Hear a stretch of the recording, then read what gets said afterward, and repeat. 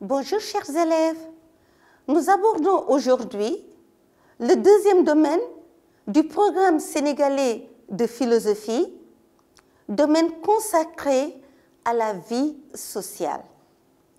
Il s'agit plus précisément ici de réfléchir sur les rapports État et liberté.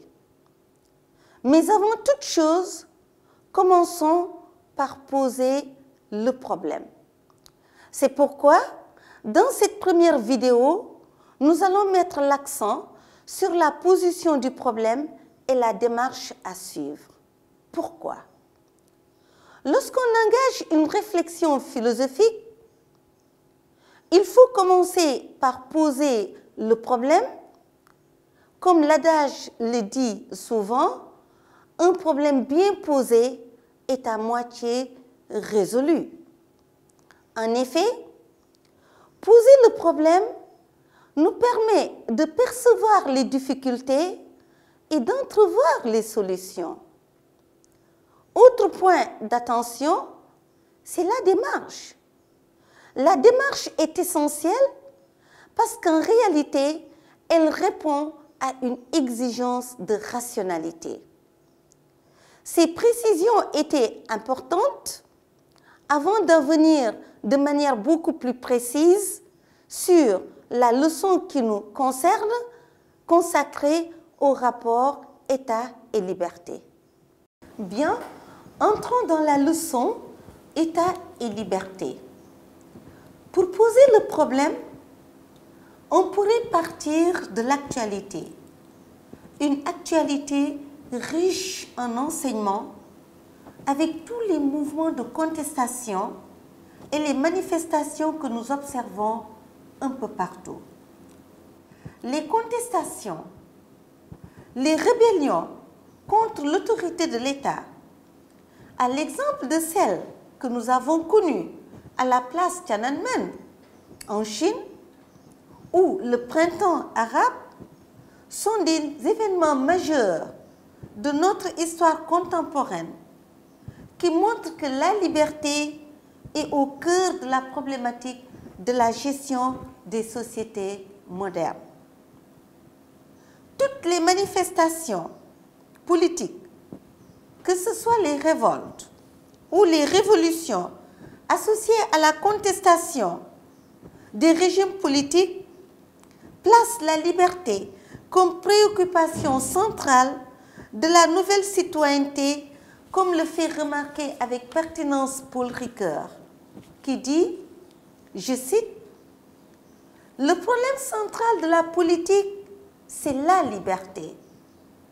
Soit que l'État fonde la liberté par sa rationalité, soit que la liberté limite les passions du pouvoir par sa résistance. L'homme étant un être politique, condamné à vivre en société sous des lois, une question alors se pose. Comment alors articuler cette exigence de vie commune dans l'État et l'expression des libertés individuelles? Cette interrogation est d'autant plus pertinente si l'on sait que les hommes sont mus par des intérêts qui souvent entrent en contradiction avec cette exigence de vie commune, qui passe par une discipline collective comme le souligne Kant. C'est justement la raison d'être fondamentale de l'État qui, en tant qu'autorité de régulation, a en charge de prévenir et de contenir les conflits et d'éviter qu'ils entraînent la société vers sa dislocation. Pour réussir cette mission de régulation, l'État dispose d'un arsenal, c'est-à-dire un appareil juridique, des lois et d'un appareil de coercition, appareil répressif que sont les forces de défense et de sécurité. Il lui faut également des moyens financiers collectés à partir des impôts et des taxes pour son fonctionnement, c'est-à-dire la mise en œuvre de sa politique. l'État apparaît dès lors comme une puissance qui exerce sa domination totale sur la société au point de donner l'impression que sa cohabitation avec la liberté, si bien entendu celle-ci s'entend comme une autonomie du sujet, devient problématique. On peut alors se poser ces questions. Le simple fait de se soumettre à des lois ne constitue-t-il pas une entrave à notre liberté? Mais l'absence de loi ou leur transgression ne sont-elles pas également une menace pour la paix sociale et par conséquent pour notre liberté? Comment alors concilier obéissance aux lois, paix sociale et liberté dans l'État? Tel est le problème que nous nous proposons d'examiner ici. Pour discuter de cette question, nous avons adopté la démarche suivante. Dans un premier moment de notre réflexion, nous montrerons comment l'État peut être appréhendé comme une condition de la liberté. Dans un deuxième moment, nous allons montrer que l'État, dans l'exercice du pouvoir, peut faire obstacle à la liberté. Et enfin, nous allons réfléchir aux conditions d'un état de liberté. Chers apprenants, nous voici à la fin de cette première vidéo. Je vous donne rendez-vous pour la prochaine vidéo où nous allons appréhender l'état comme condition de la liberté. À très bientôt. Bonjour, chers élèves. C'est un plaisir de vous retrouver sur ce plateau. Aujourd'hui, mes collègues et moi, Maman Lise Fall, que vous connaissez déjà, qui est formateur au CRFPE de Dakar. Maman, bonjour. Bonjour, Pamoussa. Philippe Frédéric Diouf, professeur de philosophie au lycée Blaise Diagne. Philippe, bonjour. Bonjour, Pape. Alors, donc aujourd'hui, nous allons réfléchir sur le rapport État-liberté. Alors, permettez-moi d'insister sur deux considérations générales pour justifier l'opportunité d'une telle réflexion. La première considération est relative au fait, bien évidemment, que le monde entier est subdivisé en États. Donc, partout, nous avons des États qui entretiennent un certain nombre de relations. Alors, la deuxième considération est liée au fait que, bien évidemment, les États sont interpellés aujourd'hui, dans ce contexte de crise, de pandémie de Covid-19, et que ces États doivent prendre un certain nombre de dispositions pour lutter contre la maladie. Alors, ces dispositions, bien évidemment, sont très souvent perçues comme des privations de liberté. Vous savez très bien qu'avec le couvre-feu, il est interdit de circuler entre 20h et 6h du matin. Et avec l'état d'urgence, bien évidemment, les libertés d'association et même de fréquentation des lieux de culte, justement, sont plus ou moins suspendues. Alors certains pensent que, justement, c'est des décisions et des dispositions tout à fait salutaires, alors que d'autres pensent que ces dispositions sont liberticides.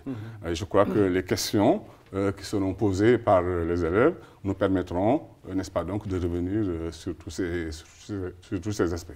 Donc nous pouvons, sans tarder, bien évidemment, recevoir les questions qui sont posées de l'autre côté. Mais il faut souligner que nous avons reçu quand même beaucoup d'encouragement et cela signifie que justement les élèves portent un intérêt particulier au travail qui est en train de se faire. Merci beaucoup. Donc nous pouvons accueillir les questions. Pouvez-vous revenir sur la définition de l'État? Vous pouvez reprendre la question s'il vous plaît, c'est dit.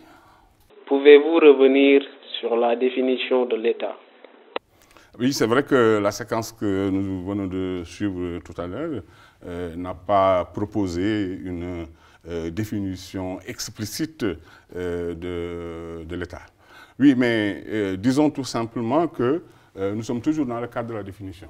Hein, et quand on parle de définition, il faut nécessairement partir d'un certain nombre de critères. Toute définition repose sur des critères. Alors aujourd'hui, pour que l'on puisse parler d'un État, il faut qu'il y ait au moins 3 critères. Le critère de population, hein, donc il faut qu'il y ait une population, hein, occupant un territoire propre, donc le territoire est le second critère. Et le 3e critère, c'est une organisation politique, hein, qui correspond aujourd'hui à ce que l'on appelle un gouvernement. Alors, il y a un second sens, parce qu'il y a 2 acceptations.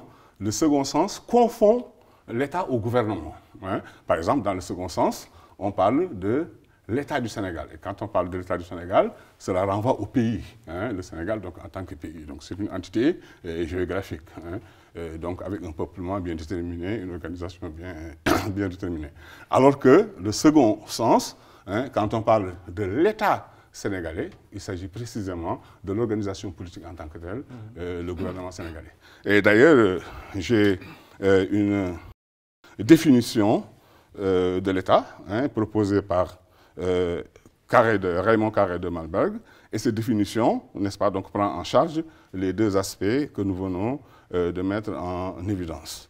Je cite Malberg, il dit « Un État, c'est quoi?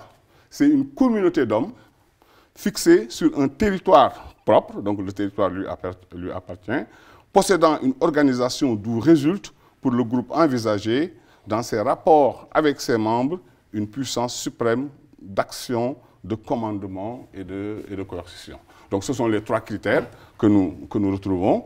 Une communauté d'hommes, donc qu'on appelle population de manière générale, un territoire, hein, une organisation politique.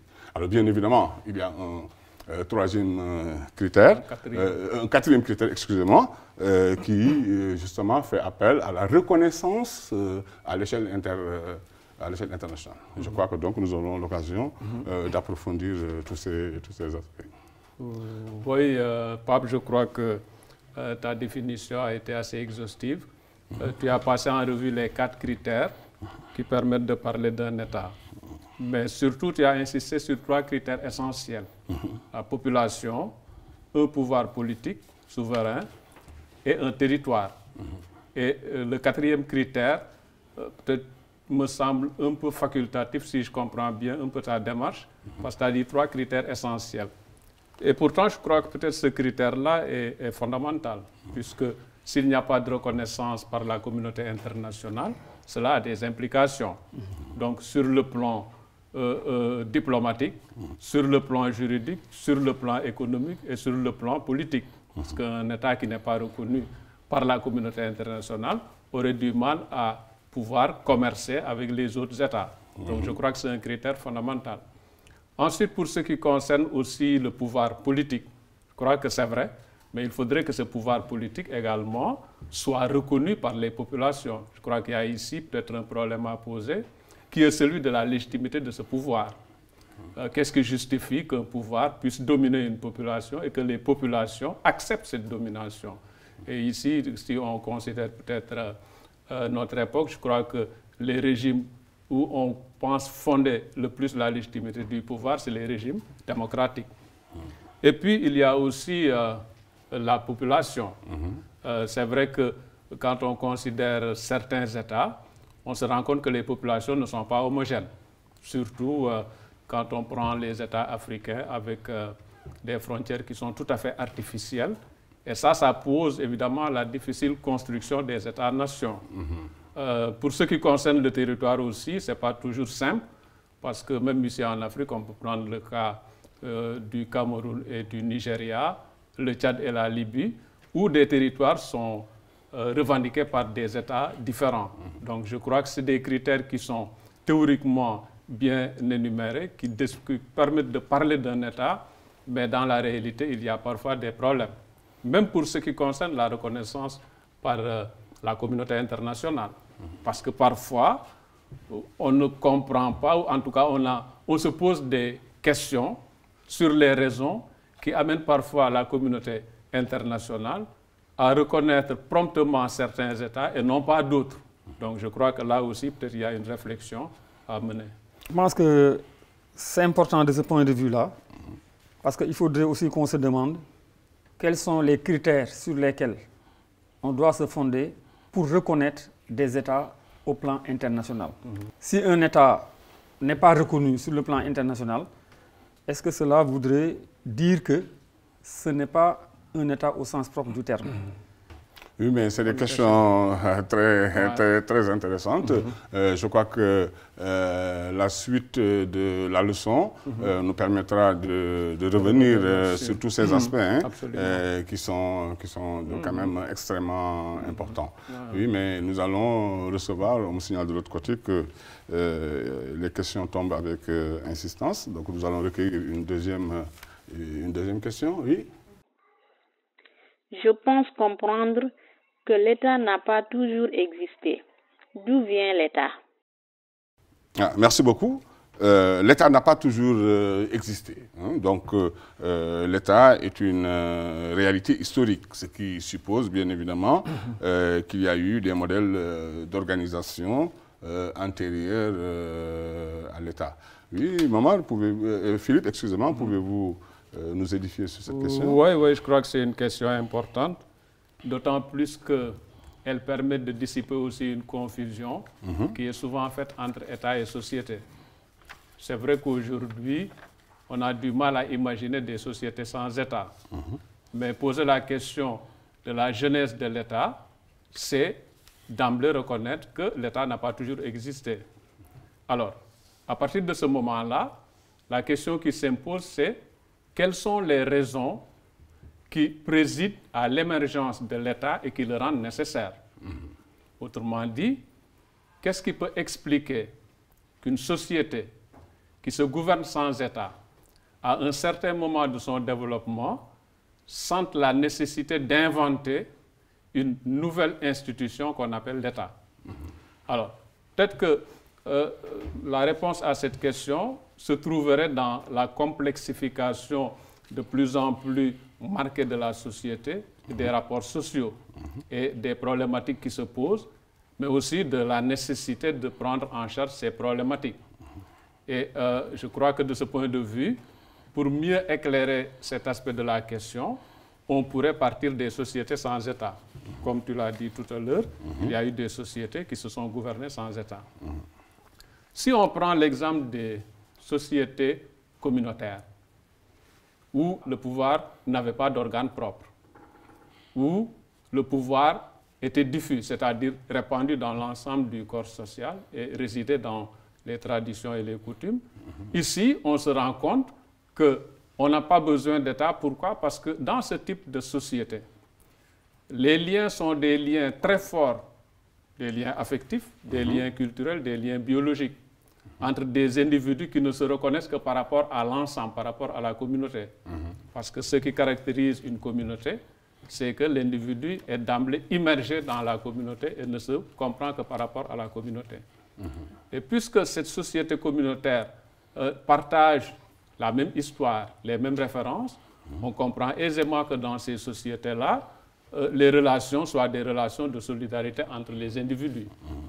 Et que dans ce type de société, il n'y ait pas de difficulté particulière à se gouverner. Mais le propre d'une société, c'est d'évoluer, de se développer. Parce que ce n'est pas une réalité statique, c'est une réalité dynamique.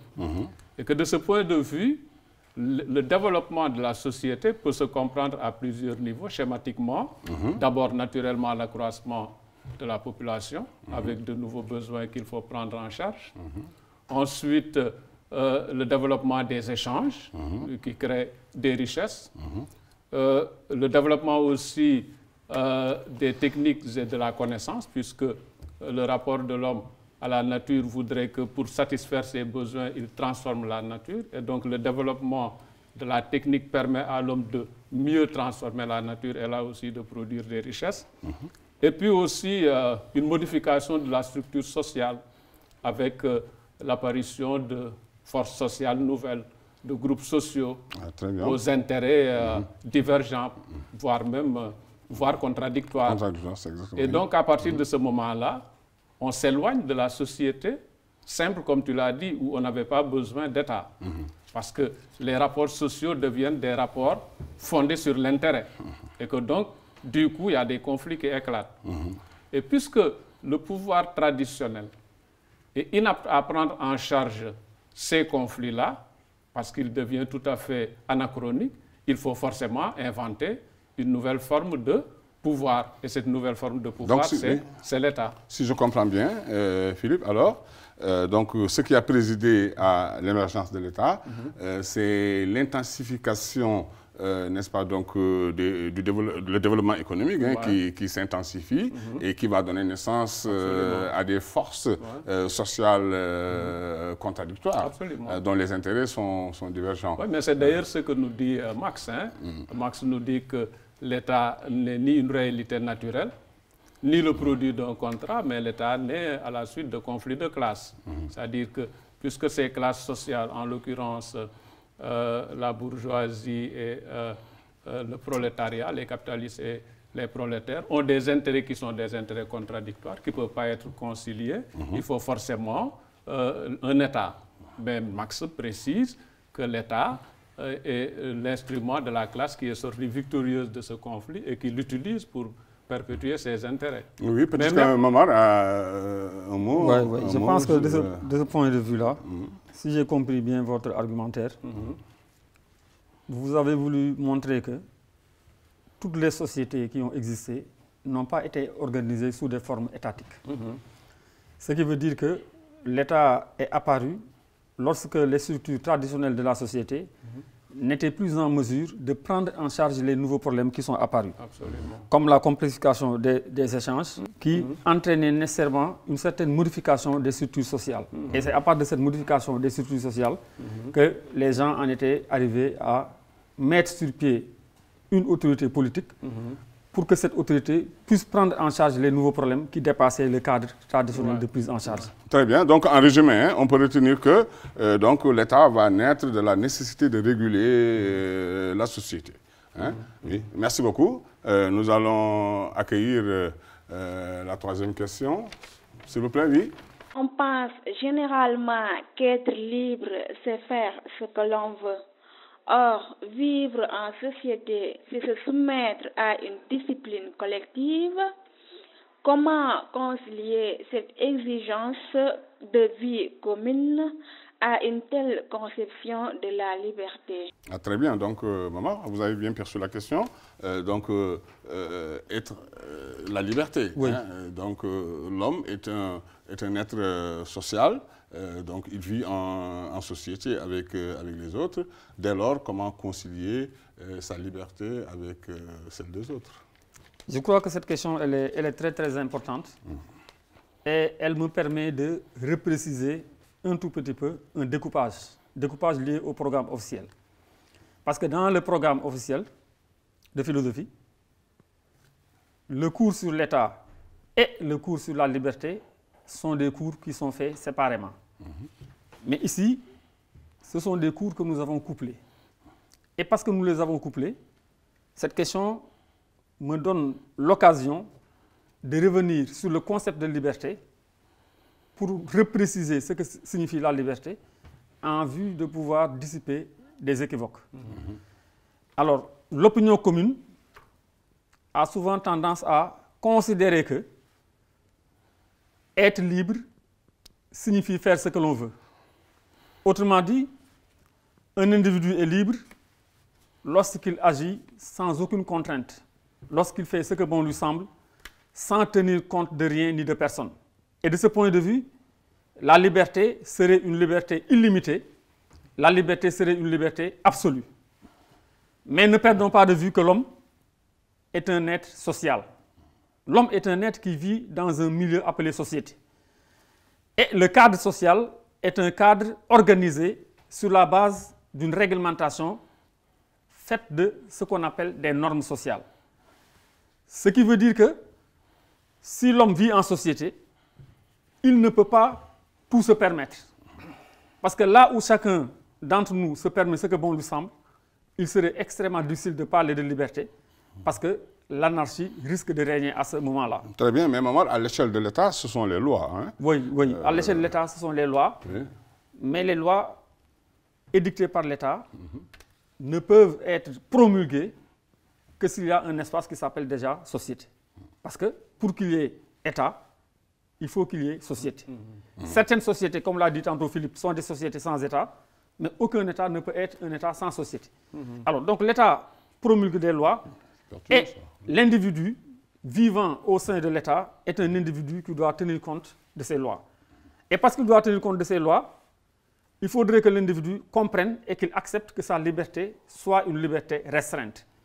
Que sa liberté soit une liberté relative, parce que si chaque individu veut être libre entièrement, si chaque individu prétend être totalement libre, comme j'ai dit tantôt, tout le monde pensera être libre, mais en réalité, personne ne le sera. Ce qui fait que, pour que la liberté soit effective, il faut que nous acceptions de la limiter. Il faut que nous acceptions de la restreindre. Et donc la liberté, elle n'est pas faite pour être considérée comme illimitée. Elle est une liberté intelligente, elle est une liberté réfléchie. Et comme on a souvent l'habitude de le dire, ma liberté à moi commence là où s'arrête celle des autres. Et à ce propos, je m'en vais vous citer un texte de André Consponville, Oui. dans son dictionnaire philosophique, où il dit, je cite, « La liberté n'est jamais absolue, ni infinie. Comment le serait-elle en des êtres relatifs et finis comme nous sommes tous? Nul n'est libre absolument ni totalement. On ne naît pas libre, on le devient. Et l'on n'en a jamais fini. Il faut se libérer toujours, et d'abord de soi. C'est parce que la liberté n'est jamais absolue que la libération reste toujours possible, toujours inachevée, toujours nécessaire. Alors, cela voudrait nous amener à comprendre que la liberté, elle ne peut pas être une liberté absolue, c'est une liberté relative, c'est une liberté restreinte, c'est une liberté limitée. Et si nous voulons que nos libertés aient un sens, il nous faut accepter de les restreindre, parce que si nous ne les restreignons pas, elles vont tôt ou tard finir par être niées. Très bien, donc si je comprends bien, Momar, l'idée d'une liberté absolue, illimitée, est une illusion. Et que d'une manière ou d'une autre, l'individu quand même est confronté à un certain nombre de déterminismes.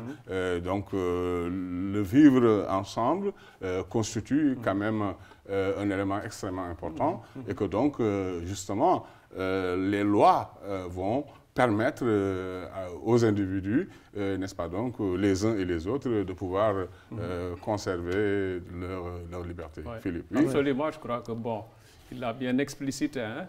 Je crois qu'il faut insister là-dessus. Il n'y a de liberté que limitée.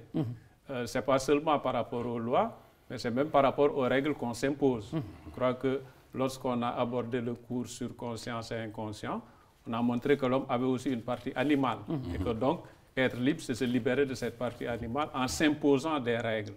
Donc, contrairement à ce qu'on a tendance à croire, la liberté ne peut être que le produit d'une réglementation. C'est parce que je refuse de laisser libre cours à mes pulsions, à mes désirs, que je deviens libre.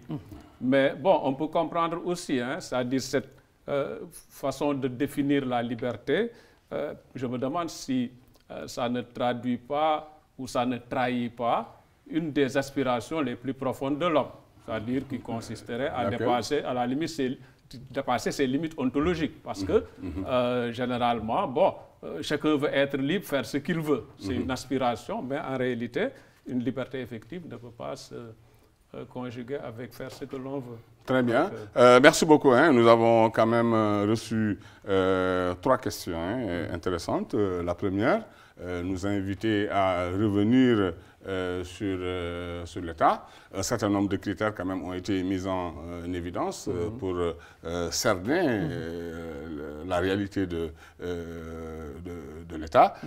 La deuxième question, c'est les conditions d'émergence même de l'État. Qu'est-ce qui a présidé à la naissance de l'État? Et Philippe nous a bien évidemment montré qu'il fallait que la société arrive à un niveau de croissance tel que, justement, les rapports se complexifient et que donc il faut un pouvoir qui viendrait arbitrer. Alors donc, une société sans État, mais les sociétés quand même ont des territoires, ont des populations, n'est-ce pas? Donc, et même un pouvoir. Et même un pouvoir, mais un pouvoir qui est diffus, comme vous l'avez dit tout à l'heure, n'est-ce pas? Donc, quand on arrive maintenant à l'État, c'est là où il y a une séparation entre les gouvernés et les gouvernants. Et c'est le deuxième sens que nous avons donné au mot État comme appareil gouvernemental.